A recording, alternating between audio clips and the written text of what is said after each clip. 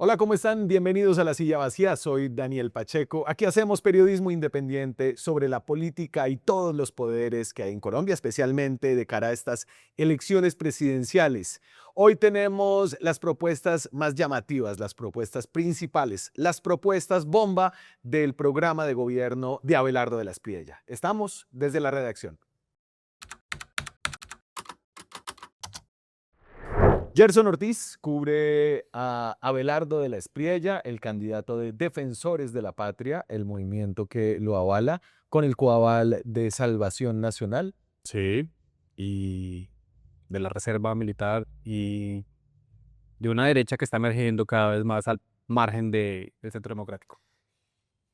Las propuestas bomba de Abelardo, aquí tengo como está firmada su nota, señor. Sí, por supuesto. Entonces, este es un formato que estamos haciendo de los tres candidatos como principales. Ahí está, bueno, y le tocó a Betplay ahí. La camiseta del Atlético Huila que existía. Ah, ya entendí. Qué mensaje, ya Saludos para la entendí. gente de la tierra.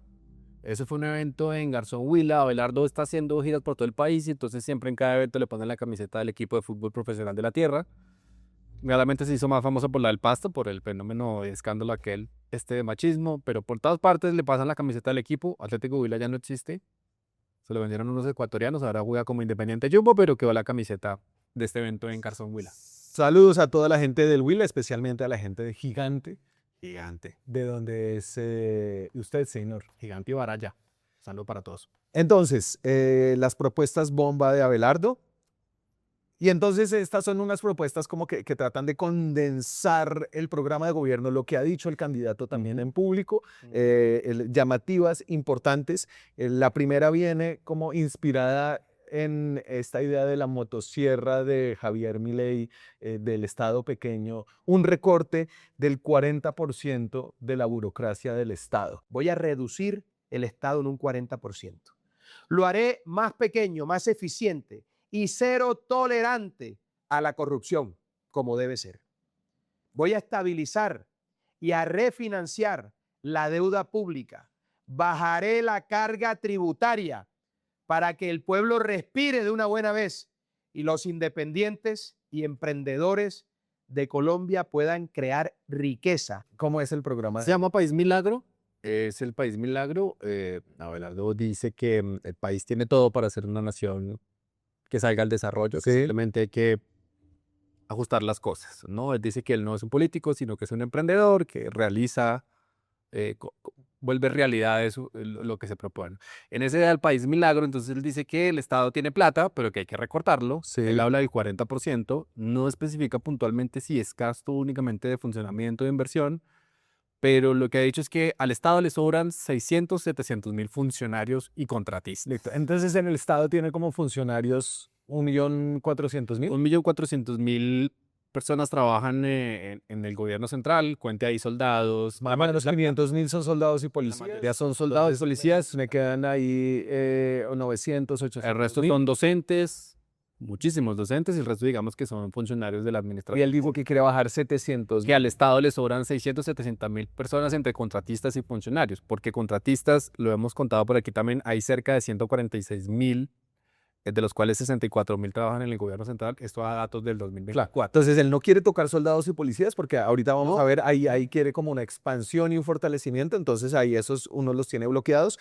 Entonces, básicamente en los cálculos de servilleta sería como una reducción enorme y difícil de entender porque hay como unas inflexibilidades ahí. Sí, lo que él ha dicho es que quiere eliminar un montón de ministerios o fusionar algunas entidades públicas y con base en eso, pues entonces ahí sustrae el personal que cree que le sobra al Estado.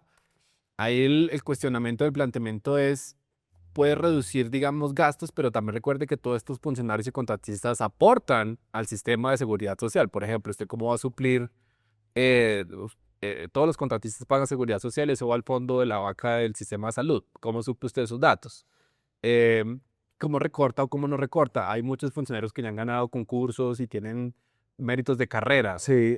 Él no lo ha dicho explícitamente, solamente ha tirado el dato de que el Estado le sobra a toda esa gente y que hay que cortarlo como lo hizo Milei en Argentina recientemente. Claro, esa era la motosierra de Milei. Reducción del Estado de 40%. El segundo gran tema tiene que ver con... La construcción de 10 megacárceles para luchar contra los bandidos. Sí. Entonces, la apuesta de seguridad es una de las claves del discurso de Abelardo Lasprilla en su programa de gobierno. El tema de las megacárceles también es muy similar al de Bukele en El Salvador. Él dice que hay que construir unas megacárceles donde no entre ni, ¿cómo es que dice él? Donde no entre ni el sonido, algo así, cosas muy aisladas, para meter un montón de gente a la cárcel, porque él dice que ese es el problema, que hay que atacar, que Colombia vive una pandemia criminal y que hay que emular un poco el ejemplo de El Salvador, que decretó un estado de emergencia para poder meter un montón de gente a la cárcel. En el caso de Colombia, Abelardo dice, ha hablado de una legislación temporal que se tiene que acordar con la rama judicial, pero él dice que en ese sentido va a construir unas megacárceles a donde va a mandar a todos los bandidos que no se quieran someter a la justicia. Ok, este tema de la legislación temporal, porque el presidente del Ejecutivo no tiene poder sobre la rama judicial, que es la que determina como la privación o no de la libertad de las personas. Entonces él dice, vamos a hacer un estatuto temporal. Legislación temporal. ¿Y eso qué significa? ¿Qué significaría? Él no lo ha explicado, pero va teniendo los ejemplos de Bukele en El Salvador, un poco lo que está haciendo Kast en Chile, es decir, sentarse con la rama judicial y decir, mira, podemos hacer un estado de emergencia, podemos hacer una legislación temporal que me permita a mí, por ejemplo, que los jueces no excarcelen o que se modifiquen los temas de excarcelación de los presos, si hay etcétera. Eso tiene que ser concertado con la rama judicial, eso no es de un día para otro, porque el ejemplo de Bukele es, y lo han advertido organismos internacionales, es que se ha excedido, Pues lleva y como 4 años. ha vulnerado derechos, está vulnerando los derechos humanos en El Salvador. Según la Comisión Interamericana de Derechos Humanos. Ese es un gris que ha planteado ahí Abelardo, digamos, en esa política de mano dura, de sometimiento a los criminales. Entonces dice, legislación temporal, megacárceles, lo que no está muy claro es si 4 años sean suficientes para construir tanta cosa, pero pues es la promesa con la que él está haciendo campaña. Claro, y si el Congreso después, hay toda una pregunta acerca de lo que necesitarían el Congreso para aprobar una legislación temporal, los controles constitucionales que eso tendría. Porque una de las cosas que ha dicho es que el 7 de agosto, si llega a ser presidente, va a sacar un paquete grande de decretos, o sea, quiere gobernar con decretos como paradójicamente lo está haciendo el gobierno de Gustavo Petro, al que critica, pero ha dicho que tiene listas 80, 90 decretos para eliminar temas regulatorios, pero también para plantear ese tema de una legislación temporal contra la criminalidad. Tercera propuesta bomba. Tercera propuesta bomba en el tema de seguridad, blancos de alto valor, fortalecimiento de las Fuerzas Armadas, lo que decíamos hace un rato, reducir el Estado para él no implica reducir la fuerza pública, por el contrario la quiere fortalecer. La idea de Abelardo es de que la seguridad o el control territorial se hace llevando más fuerza pública a todas las regiones del Estado. Él habla de un plan Colombia 2, básicamente retomando esta política. Entonces tiene como un componente de fortalecimiento interno, un componente como diplomático de restablecer el Plan Colombia 2, que tendría que ser como una negociación con Estados Unidos. No, básicamente dice que hay que volver a prender pleitesía con Estados Unidos y con Israel, restablecer esas relaciones. Y él lo dice, aquí yo le pongo tapete rojo. Pleitesía podría ser una alianza estratégica. No, pero él lo dice en esos términos porque él dice, si me toca ponerles tapete rojo, yo les pongo tapete rojo. O sea, yo necesito de Estados Unidos y necesito de Israel para poder sacar adelante mi política de seguridad. Entonces, parafraseándole un poco es eso, que él dice que necesita sí o sí de Estados Unidos y Israel para sacar adelante esa política. Se los pongo para que lo escuchen de la voz del candidato en el tema de seguridad. Crearé el bloque de búsqueda contra la extorsión, contra los extorsionistas. Construiré 10 megacárceles para que no haya más bandidos que queden libres y que puedan delinquir desde las cárceles. Y así voy a establecer también una primera línea de seguridad que integren veteranos y reservistas para que junto con la ciudadanía y la fuerza pública hagamos un solo frente común. Tienen la cuenta mucho los militares retirados. Esa es otra de las propuestas bomba, ¿no? Entonces es una primera línea en temas de seguridad, una primera línea, ¿cómo le llama? Primera línea. La primera línea de seguridad. Juega como con el término de la primera línea del paro nacional. Esta es la primera línea de seguridad compuesta por reservistas. Obviamente una propuesta como que mete a un sector ciudadano dentro de la prestación de seguridad. Un tema que ha generado como unos pues un pasado de violencia importante. Sí, si con lo de las... tiene límites, se podría desbordar. Estamos hablando de las propuestas más llamativas, las propuestas principales, las propuestas bomba de Abelardo de la Espriella. Y quería como que mostráramos cómo es el programa de Abelardo. Entonces hemos hablado del programa de Iván Cepeda, ¿no? Es un programa particular. La vaina programática ha sido particular en esta campaña. Cepeda no tiene un programa de gobierno, sino una recopilación de discursos, Sí. ¿no? Que es atípico porque un programa de gobierno requiere como el concurso de muchos expertos, O de muchas requería en el personas. pasado, ¿no? Es que la política ha cambiado y la manera de presentar la política también y la manera como de medir metas, creo yo, no sé si para bien o para mal, también cambió. Claro, pero usted gobierna con equipos, ¿no? Entonces, cuando usted hace un programa de gobierno, entiendo como que hay que pedirle pues, a un poco de gente que esté pensando y proponiendo, y que creo que Abelardo tiene como otra manera de mostrarlo y es como una cosa llena de bullets y fotos y ideas que se desarrollan poco. Entonces, esta es la portada, Defensores de la Patria, el milagro de los nunca. Estas fueron como parte de las primeras 13 propuestas de Abelardo de la Espriella. Y adentro, para que se den como una idea de cómo se están presentando entonces, por ejemplo, salvar la patria milagro, argumento central, Colombia no necesita solo un cambio de gobierno, sino ser salvada de 4 amenazas: autoritarismo, violencia criminal, corrupción política, penetración del narcotráfico. Y ahí hace como las propuestas clave, tiene las fotos de él con su esposa y la fórmula José Manuel Restrepo con la suya: próspera, segura, educada y esperanzada. Es que volviendo al debate de cómo se presentan las cosas, Daniel, el Patriotismo constitucional en la patria milagro.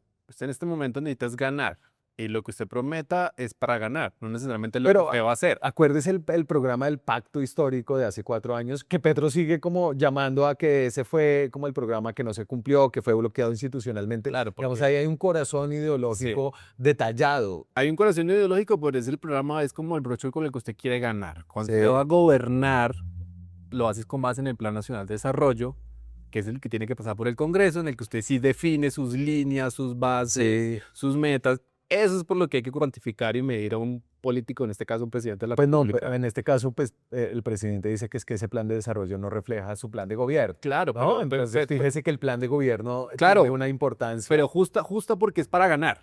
Cuando usted ya va a gobernar, tiene que pasar por una cosa que se llama Congreso de la República, Plan Nacional de Desarrollo, y los manes dicen sí, no, tal vez de pronto, y después tiene que pasar por un control que se llama Corte Constitucional, que después le dice, ¿sabe qué, señor presidente? Y que en el cuarto año Es no muy fue tu bueno, pero no es constitucional, entonces hay que insistirlo. Cualquier campaña, sea Abelardo, Cepeda, Paloma, la que sea, su programa de gobierno es para ganar, para convencer. Otra cosa es cómo lo va a ejecutar, que eso tiene que ver con el Plan Nacional de Desarrollo. Eliminar la JEP.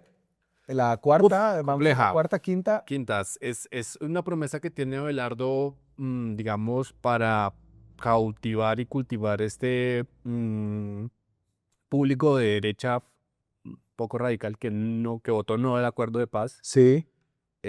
Ahí recoge mucho el tema de los militares. Abelardo ha dicho que hay que acabar la JEP, no dice tampoco mucho en detalle cómo, pero podría ser por la línea del Varios han intentado y han fracasado. Iván Duque se tiró un año. Puso las objeciones, planteó las objeciones. Paloma creo que trató de mover un referendo en el Congreso, un proyecto de ley, tampoco lo logró.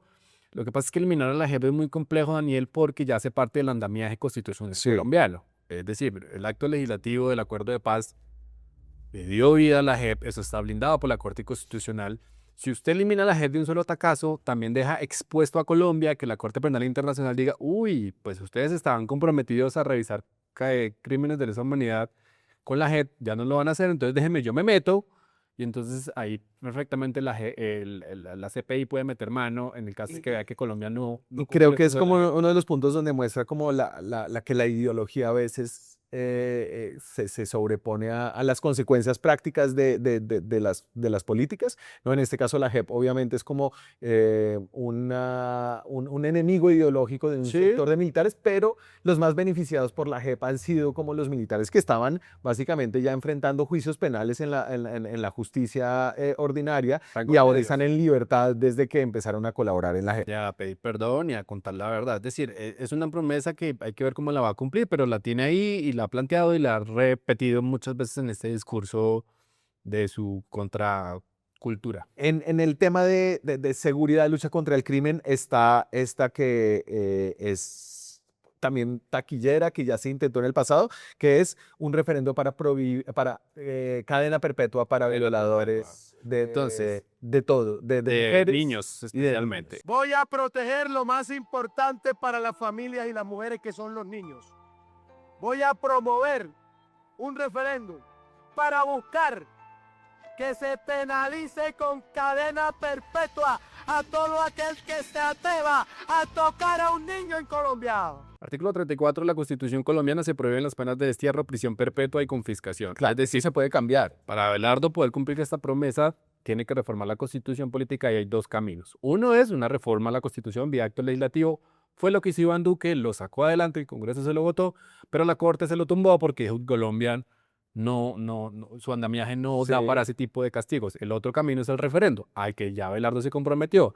Ese es un camino más largo que también se ha transitado en Colombia, tienen que recoger firmas, tiene que pasar por el Congreso de la República también, y aprobarse con mayorías.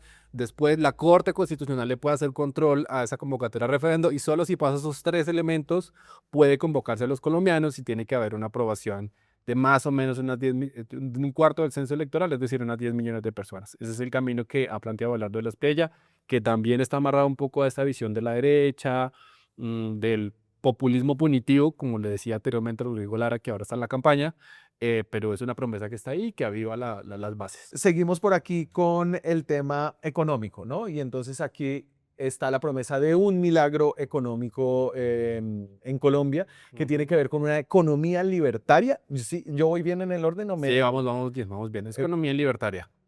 También es una visión económica muy similar, parecido en cierta manera al tema de Argentina. Abelardo insiste en que Colombia hay que desregularizarla, es decir, que tiene mucha regulación en el tema de los trámites. Él dice que como Argentina hay que eliminar un montón de trámites en el INVIMA, en la DIAN, Sí. etcétera, que eso va a ayudar a mejorar la vida empresarial, eso por un lado. Claro, reducción de impuestos, que Pasa al segundo paso, que lo es- había dicho como antes, que es una reforma tributaria, pero para quitar impuestos. Sí, entonces él dice que en la medida en que recorta el Estado, ¿cierto? También va a poder recortar los impuestos.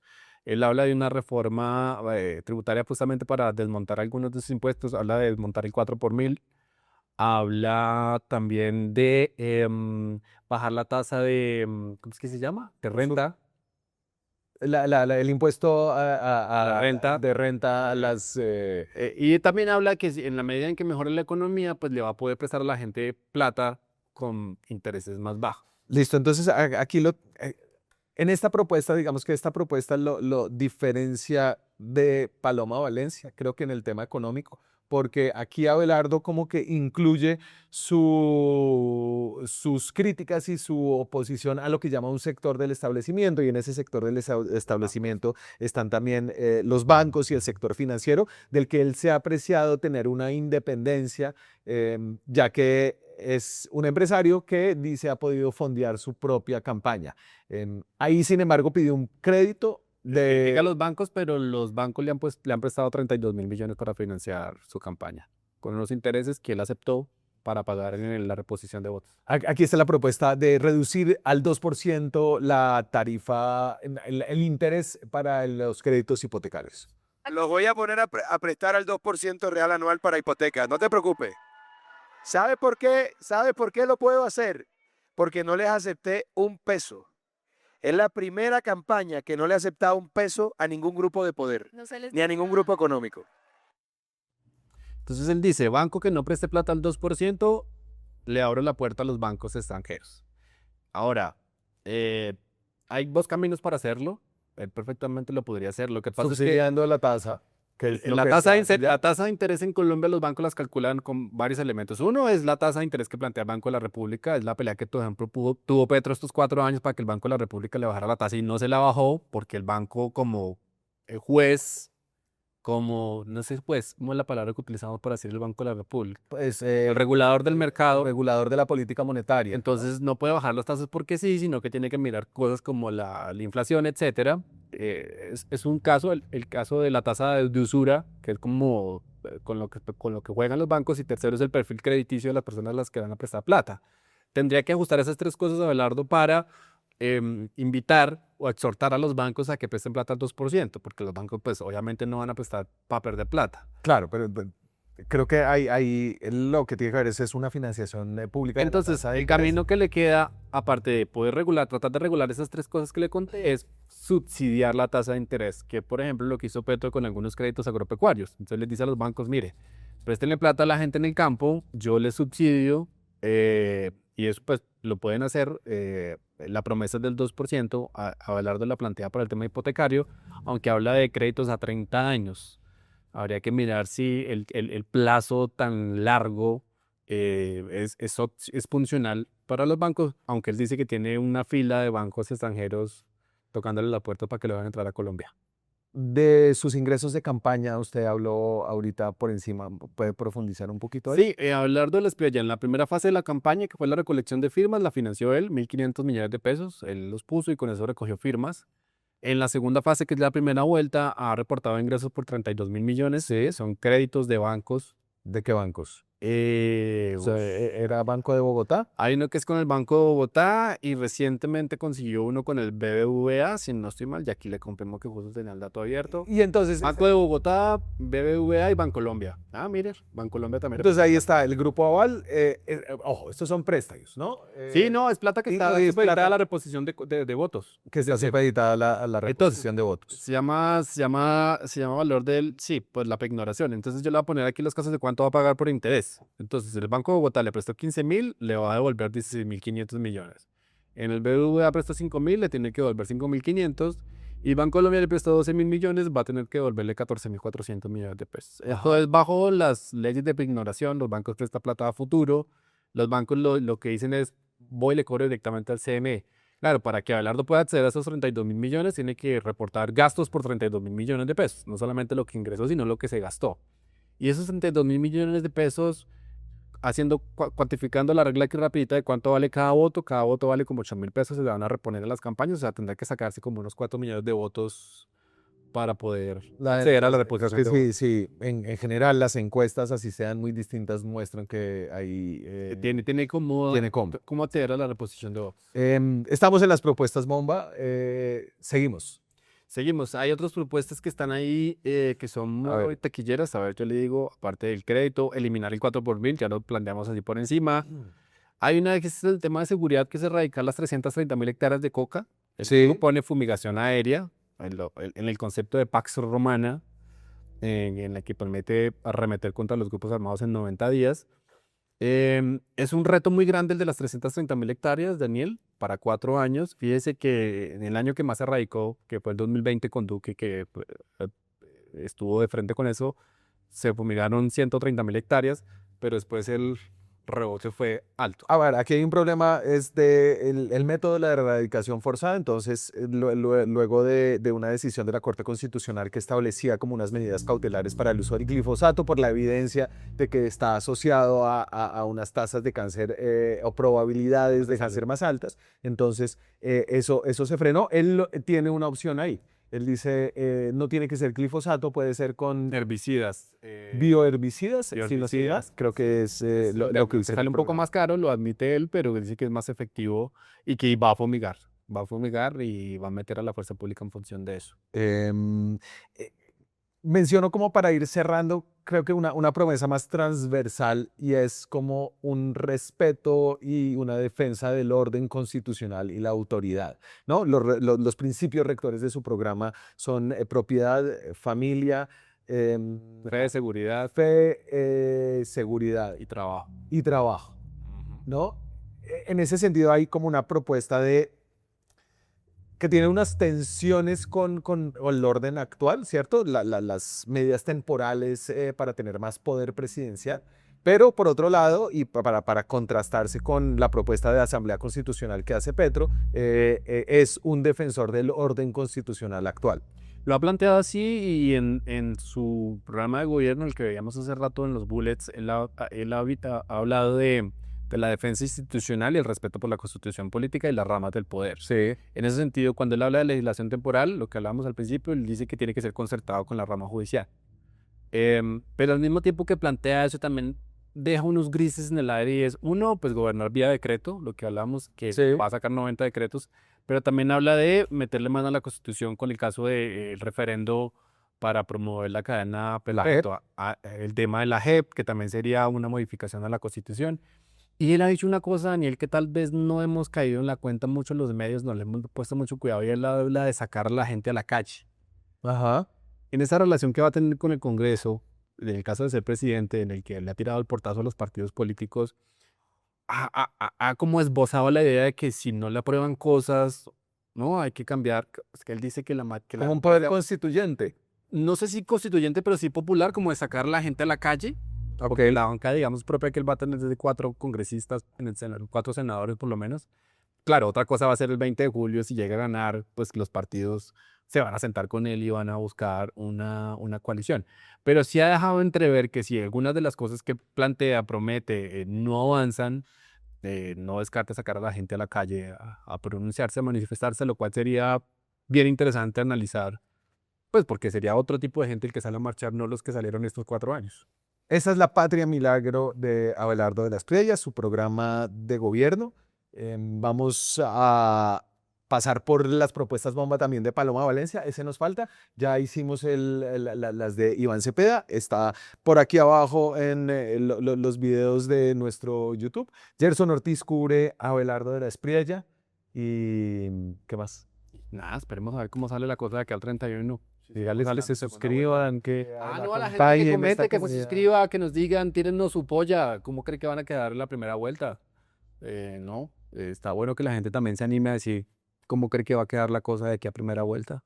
Está muy agitada la cosa, hay mucha tensión, Sí. se vienen las encuestas de este fin de semana que son las últimas. Estamos a poco más de una semana para las elecciones presidenciales. Aquí estaremos con más contenido sobre todo lo que está pasando en la política y el poder en Colombia. Que estén bien. Chao. Hacer periodismo independiente cuesta. Cada suscripción a este canal nos permite financiar historias que revelan patrones, intereses y otras dinámicas de poder que otros no cuentan. Suscríbase y sea parte de la comunidad que apoya a La Silla Vacía.